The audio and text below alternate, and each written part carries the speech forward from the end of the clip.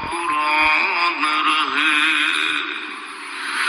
اور یہ تمنا ہے کہ اس دنیا میں کوئی کام کر جاؤں،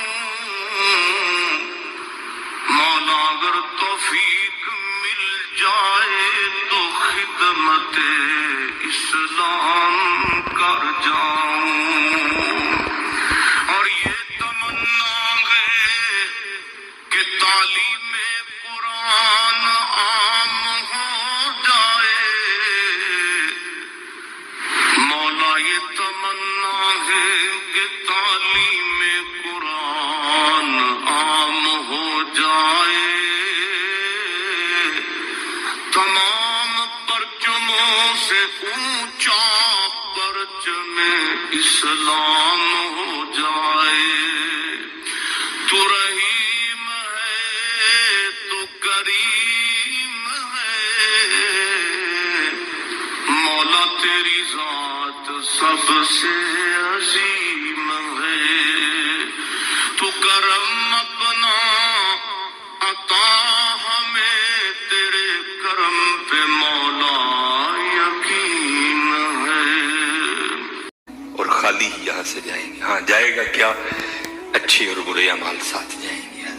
ہن تہاڈی مرضی ہے حضرت، جدا مرضی ٹیر لا، لیکن حضرت جی چنگا ہی ٹیر لائی، مندہ نہ لائی۔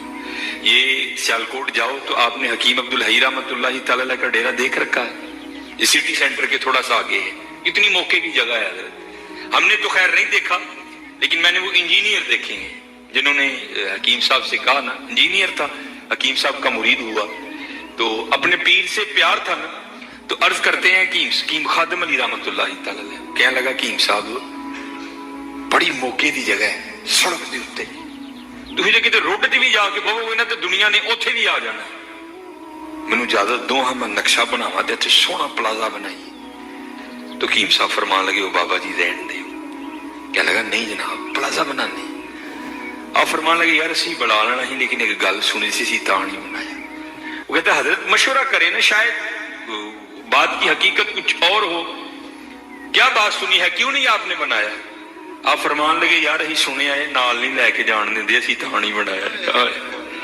کیسے لوگ تھے یار، کتنا تقویٰ تھا ان لوگوں میں، اس جانب توجہ ہی نہیں کی حضرت، توجہ کی تو صرف اللہ کی طرف کی، توجہ کی تو صرف حضور کی غلامی کی جانب کی، اس جانب آئے ہی نہیں۔ اور حضرت جو اس کی جانب جائے گا نا، دنیا تو آٹومیٹک اس کے پیچھے آئے گی۔ مولانا روم رحمت اللہ تعالی نے بڑی خوبصورت مثال لکھی، بڑی خوبصورت مثال۔ آپ فرماتے کوئی بزرگ بیٹھے تھے، ان کے سامنے سے نا بندہ بھاگتا ہوا گیا، افیاضا نسیہ پہ جائے۔ اگلے دن پھر بیٹھے تھے، پھر بھاگتا ہوا گیا، تیسرے دن پھر بیٹھے تھے، پھر گیا، چوتھے دن جب گزرا نا آپ نے پکڑ لیا اسے۔ آپ نے فرمایا بھائی تجھے کیا مصیبت پڑی ہے، روز تو اس وقت بھاگتا ہوا نکل جاتا ہے اس جانب، اور کرتا ہے حضور میں اپنا سایہ پھڑن ڈیا تھا۔ آپ نے فرمایا پھر تو ساری زندگی نہیں پکڑ سکے گا۔ اس نے کہا حضور وہ کیوں؟ آپ نے فرمایا تو نے کر دی ہے سورج کو کانڈ، سایہ آ گیا ہے تیرے آگے، اب سورج کو کنڈ کر کے جتنا مرضی بھاگ، کیونکہ سایہ آگے ہے، وہ بھاگتا رہے گا تو اس کے پیچھے بھاگتا رہے گا، پکڑ نہیں سکتا۔ ہاں ایک کام کر لے، پکڑ پھر بھی نہیں سکے گا، لیکن پھر یہ ہوگا کہ تو سایہ کے پیچھے نہیں بھاگے گا، سایہ تیرے پیچھے بھاگے گا۔ انہیں اس کی حضور کی آپ نے پھڑکنا دا پاسا پویا اور منہ کیتا سورج ہے، فرمایا ہوں سورج آلوں دوڑ لا، سایہ تیرے پیچھے پیچھے دوڑے گا۔ یہ مثال دے کر مولانا روم کہتے ہیں تو نے بھی اللہ اور اللہ کے رسول کے دربار سے منہ پھیر لیا ہے اور بھاگ رہا ہے دنیا کے پیچھے، اب دنیا آگے آگے تو پیچھے پیچھے۔